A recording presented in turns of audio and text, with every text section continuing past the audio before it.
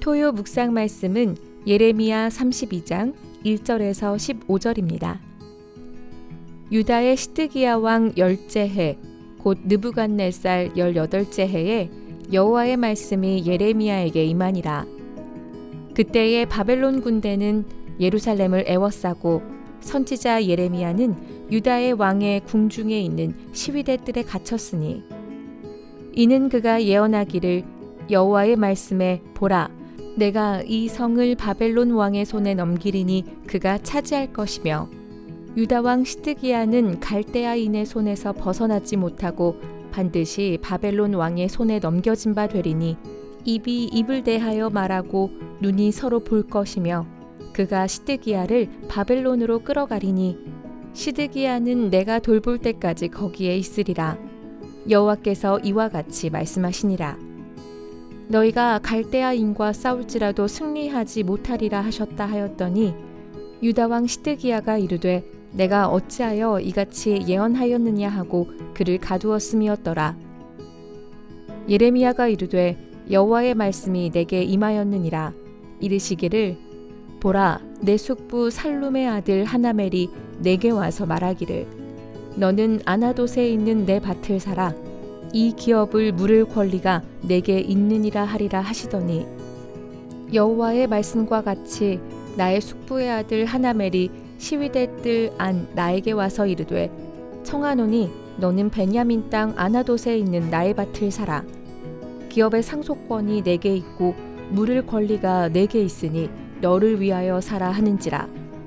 내가 이것이 여호와의 말씀인 줄 알았으므로 내 숙부의 아들 하나멜의 아나돗에 있는 밭을 사는데 은 17세겔을 달아주되 증서를 써서 봉인하고 증인을 세우고 은을 저울에 달아주고 법과 규례대로 봉인하고 봉인하지 아니한 매매 증서를 내가 가지고 나의 숙부의 아들 하나멜과 매매 증서의 인친 증인 앞과 시위대 뜰에 앉아있는 유다 모든 사람 앞에서 그 매매 증서를 마세야의 손자 네리야의 아들 바룩에게 붙이며 그들의 앞에서 바룩에게 명령하여 이르되 만군의 여호와 이스라엘의 하나님께서 이와 같이 말씀하시기를 너는 이 증서 곧 봉인하고 봉인하지 않은 매매 증서를 가지고 토기에 담아 오랫동안 보존하게 하라.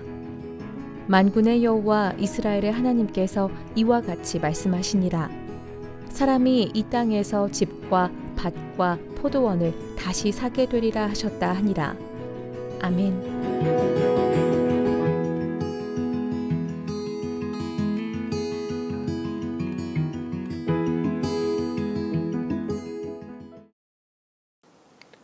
오늘 이 토요일의 시간 가운데 말씀을 사모하는 마음으로 오신 성도님들을 환영하고 축복합니다. 오늘도 말씀을 통해서 하나님께서 우리 성도님들께 크신 은혜 부어주시기를 소망합니다. 오늘 우리가 함께 읽은 본문의 말씀, 예레미야 32장 1절부터 15절의 말씀을 여러분께서 처음 보셨을 때 아마 조금은 좀 갸우뚱하지 않으셨을까 좀 생각을 합니다. 왜 그러냐면 바로 우리가 어제까지 31장 말씀을 읽으면서 하나님의 새 언약이라는 은혜로운 말씀을 함께 읽었잖아요. 근데 사실 오늘 말씀을 읽으면은 어떤 내용이 등장을 하느냐? 하나님께서 예레미야에게 아나돗의 밭을 사라라는 그런 명령이 등장을 합니다. 그러다 보니까 우리가 말씀을 읽으면서 대체 이게 무슨 말씀일까? 왜 이러한 것을 시키셨을까라는 의문이 들게 됩니다. 하지만 우리가 믿는 하나님, 우리의 모든 삶을 계획하시고 운행하시는 하나님은 사실 어떠한 의미가 없는 행동을 시키시는 분은 아니시겠죠.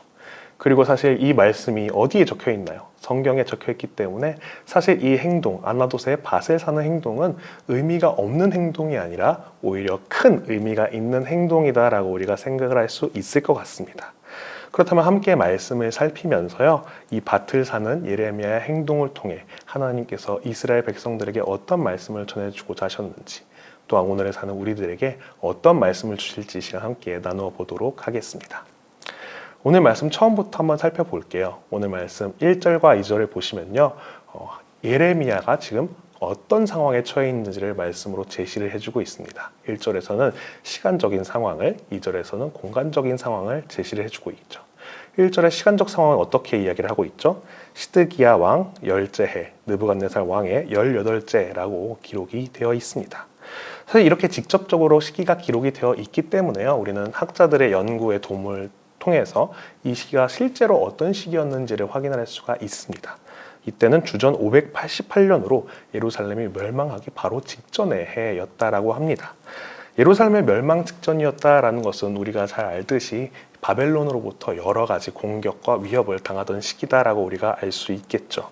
그리고 실제로 당시, 그러니까 주전 588년에는 바벨론이 예루살렘을 두 번째로 포위를 했던 시기라고 합니다. 우리가 며칠 뒤에 살펴볼 말씀이지만요, 이 37장 말씀을 한번 보시면은 거기서도 같은 이야기가 나타납니다. 바벨론이 예루살렘을 포위를 하고요. 그러자 남유다에서 애굽의 도움을 요청을 합니다. 그러면서 애굽이 군대를 출병을 시키니까 바벨론에서 그 소식을 듣고 군사를 물리게 되고요. 예루살렘은 포위로부터 풀려나는 그러한 이야기가 등장을 합니다. 이어지는 2절에서도 그것에 대해서 이야기를 하고 있죠. 그리고 바로 이어서 예레미야의 공간적인 상황, 즉 궁중에 있는 시위대 뜰이라는 것을 제시를 해주고 있습니다. 시위대 뜰이라는 곳은 감옥이죠. 감옥인데 그 중에서도 조금은 좀 편안한 곳에 속해 있는 그런 감옥이다라고 할 수가 있을 것 같습니다. 결국 예레미야가 그럼 어떤 상황에 있는 것이냐? 붙잡혀 있었다, 자유롭지가 못한 상태였다라는 것을 우리가 알 수 있겠죠. 정리하자면 당시 예레미야는 나라가 망하기 직전 혼란스럽고 좀 위험한 이 상황 가운데서 감옥에 갇혀 있는 상황이었다라는 것을 우리가 그 상황을 알 수 있을 것 같습니다.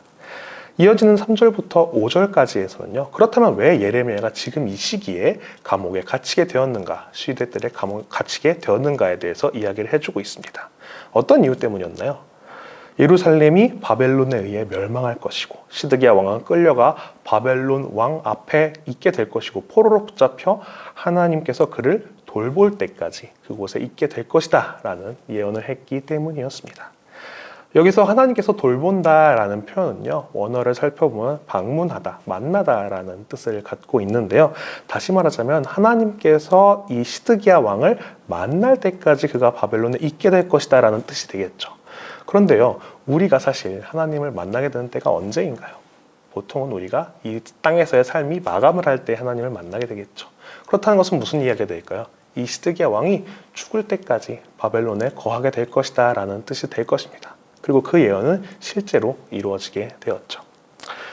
예레미야의 삶이 늘 그렇지만요, 사실 이러한 말씀을 선포한다라는 것, 그것도 왕 앞에서 선포한다라는 것은요, 사실 목숨을 내놓는 것과 같은 것이었을 거예요. 요즘으로 치면은 대통령 앞에서 당신의 나라, 우리나라가 멸망을 할 것이고요, 당신은 그 나라의 포로로 죽을 때까지 있을 거예요 라는 말을 하는 것과 마찬가지이기 때문이죠. 사실 지금으로 쳐도 그러한 말을 공공연하게 공적으로 한다라는 것은 어떤 고소나 재판을 피하기가 상당히 어려운 그러한 일이었을 겁니다. 그런데 그 이야기를 고대, 그것도 그 나라의 최고 지도자인 왕 앞에서 했다라는 것은 예레미야도 어떤 그 행동에 대한 결과를 피하기가 어려웠을 것입니다. 왕도 그래서 분노를 했고요, 주변의 신하들도 이것에 대해서 어떤 조치가 필요하다라는 것을 수차례 이야기를 했을 것입니다. 그렇기 때문에 결국 예레미야는 어떤 이 배신자라는 오명을 쓴 채로 감옥에 시대 뜰에 갇히게 된 것이었죠. 하지만 예레미야는 하나님의 말씀을 전하는 선지자의 위치에 있었기 때문에 그냥 일반 감옥보다는 그래도 조금은 편안한 시대 뜰에 갇히게 된 것이었습니다. 사실은 이러한 처분마저도 예레미야 입장에서는 상당히 다행인 수준이었을 것입니다. 왕 앞에서 왕 자신을 저주하고 나라에 대해서 저주를 하기 때문에 어쩌면 목숨을 잃지 않은 것만 해도 다행인 수준이었을 거예요. 어떻게 보면 이 상황이 바로 오늘 말씀에서 예레미야가 처한 상황이었을 것입니다. 그러한 상황 가운데서 하나님께서 7절 말씀으로 예레미야에게 한 가지 명령을 주십니다. 어떤 명령이었죠? 아나돗에 있는 내 밭을 사라 라는 그런 명령이었습니다. 사실 엄밀히 말하자면요, 이 하나님의 말씀이 예레미야가 갇힌 이후에 나타난 것은 아니었습니다. 앞서 보았던, 제가 말씀드렸던 37장, 그 중에서도 11절에서 21절에 보면 당시 상황이 자세히 등장을 하고 있는데요, 예레미야는 수감 이전에 하나님의 명령을 받습니다. 그리고 그 명령을 수행하기 위해 베냐민 땅으로 향하던 도중에 앞서 말씀드렸던 일련의 상황으로 인해서 시위대 뜰에 갇히게 된 것이었죠. 그리고 이어지는 8절에서 하나님께서 명령하신 대로 아나돗 땅의 주인인 하나멜이 시위대 뜰에 갇힌 예레미야를 찾아옵니다. 그리고 자신의 밭을 사라, 그리고 자신의 기업을 물으라 라는 이야기를 하죠. 이 기업 물음이라는 제도는요, 율법에 나타나는 유대 민족의 특별한 제도입니다. 어떤 유대인이 어떤 모종의 이유로 자신의 그런 재산, 여러 가지 것들을 상속하지 못하는 상황에 있다라면은 친척 중에서 그 순번에 따라서 값을 치르고 대신 그 모든 것을 상속받는, 그래서 가업을 잇는 제도가 바로 이 기업 물음의 제도입니다. 그것이 가장 잘 나타난 성경 말씀이 있죠. 바로 룻기 말씀입니다. 보아스가 이 나오미의 남편인 엘리멜렉의 모든 유산을 물음으로써 나오미 그리고 며느리 룻 그리고 그의 모든 것들을 값을 치러 상속받게 됩니다. 오늘 본문의 경우도 마찬가지였던 것입니다. 예레미야의 숙부인 살룸의 아들 하나멜이 어떤 이유인지는 기록에 없어서 알 수는 없지만 가업을 유지하기 어려운 상황에 있었다라는 것이죠. 아마 추측컨대 어떤 경제적인 어려움이 있지 않았을까라고 생각을 하게 됩니다.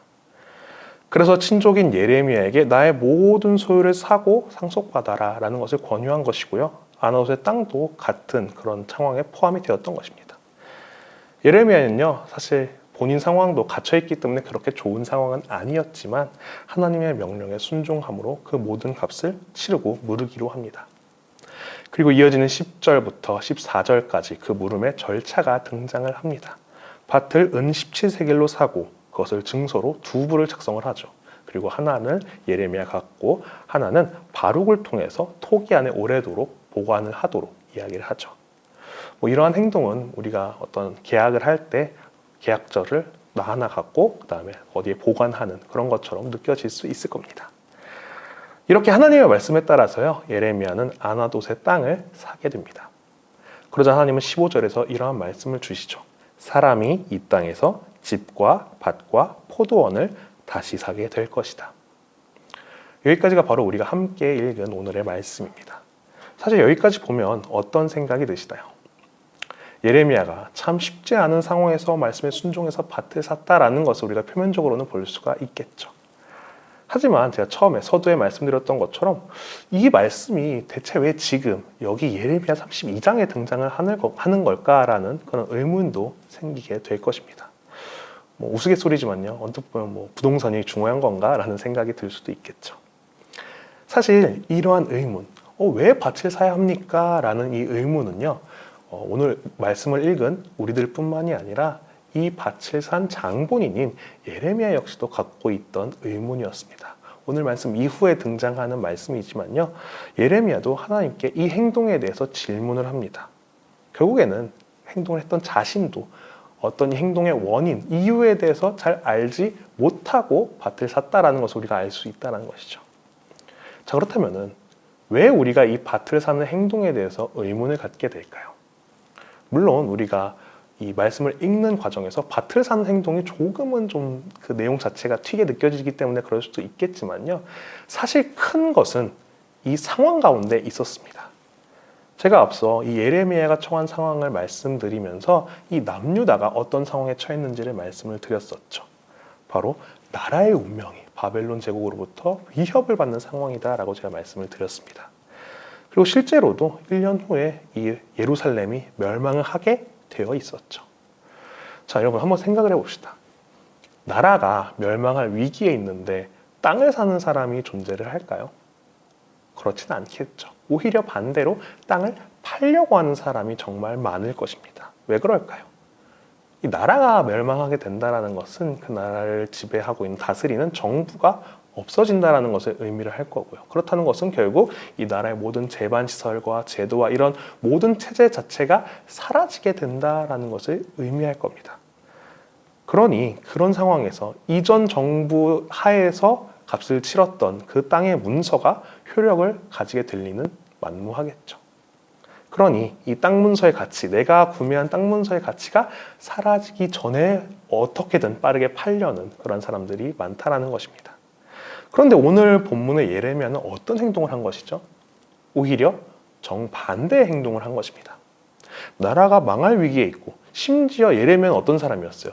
그 나라가 멸망할 것을 예언했던 사람이잖아요. 누구보다도 자신이 이 상황에서 땅을 사면 그 문서가 휴지 조각이 될 것을 너무나도 잘 아는 그런 사람이 바로 예레미야였습니다. 그런데 그는 굳이 17세계를 지불하면서까지 휴지 조각이 될 땅 문서를 사게 된 것이죠.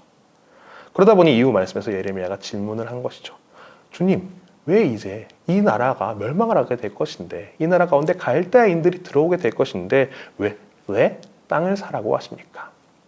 그때 하나님께서 말씀을 하십니다.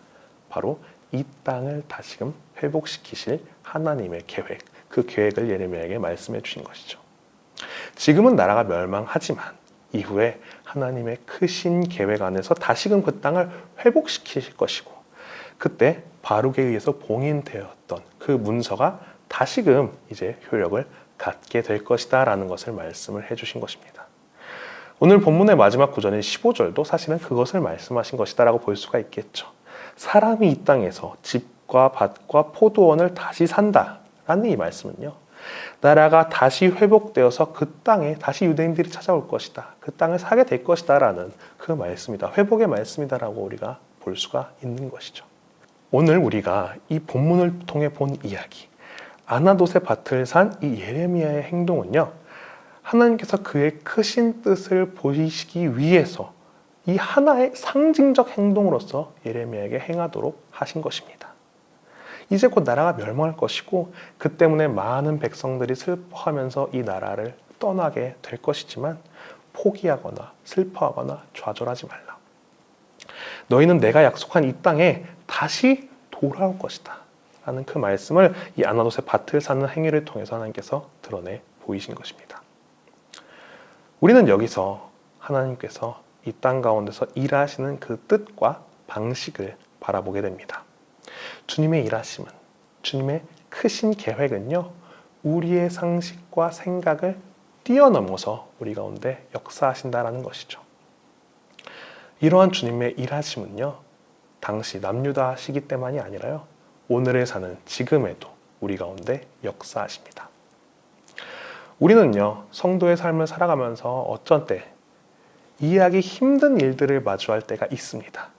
왜 나에게 이런 일들이 발생할까? 왜 나에게 이런 일들을 허락하실까? 마치 오늘 본문에 등장하는 예레미야가 까닭도 모른 채 이 아나돗의 밭을 17세계를 주면서 구매를 하는 이 상황과 마찬가지다라고 볼 수가 있겠죠.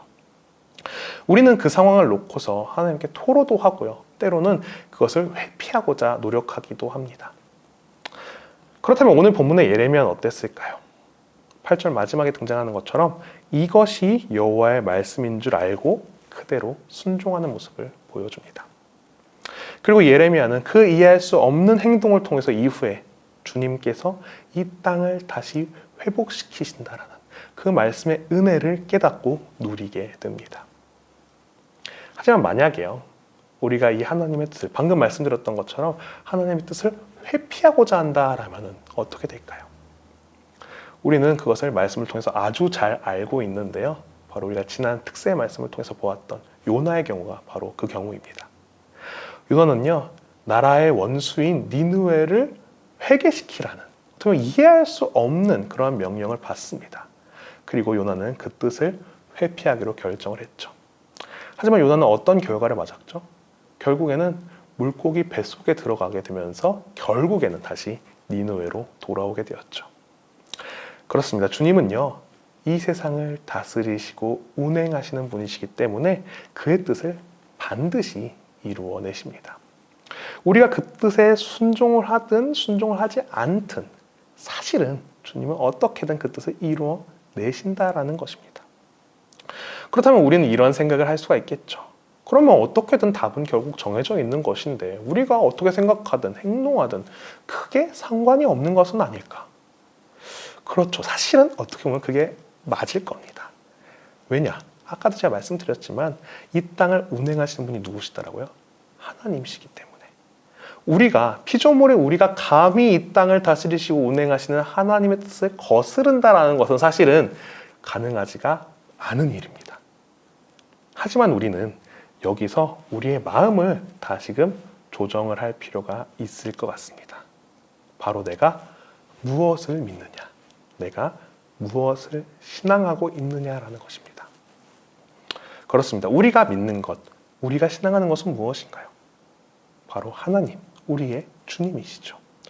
그리고 우리는 그 주님이 행하시는 모든 일이 다 선한 것임을, 또 주님께서 우리를 이끌어 가시는 그 모든 곳이 선한 곳임을 우리는 믿고 있습니다. 그러한 믿음이, 온전한 믿음이 우리 가운데 있다라면요, 사실 우리는 하나님의 이끄심을 거부할 이유가 없다라는 것입니다. 그래요. 사실은 우리 마음에 하나님의 말씀에 대해, 하나님의 일하심에 대해 거부하려는 마음이 있다라는 것은요, 어쩌면 우리의 마음 가운데 하나님에 대한 믿음과 신뢰보다는 우리의 생각과 우리의 고집, 우리의 아집이 더 차 있다라는 것을 보여주는 것일 수도 있다라는 것입니다. 정말로 우리가 하나님을 믿고 온전히 믿고 신뢰하면서 하나님께 모든 것을 맡기고 나아간다라면요, 우리 마음에는 의문과 거부감보다는 어떤 게 있을까요? 기대감이 더 크게 있게 될 것입니다. 왜일까요? 하나님께서 반드시 우리를 선한 곳으로 이끌어 가실 텐데 왜 거부감이 생기겠어요? 오히려 주님께서 우리를 어떻게 선한 길로 이끄실까? 주님께서 이끄실 선한 곳은 대체 어디일까? 라는 기대감이 생기게 되겠죠. 제가 한 가지 예를 들어 드릴게요.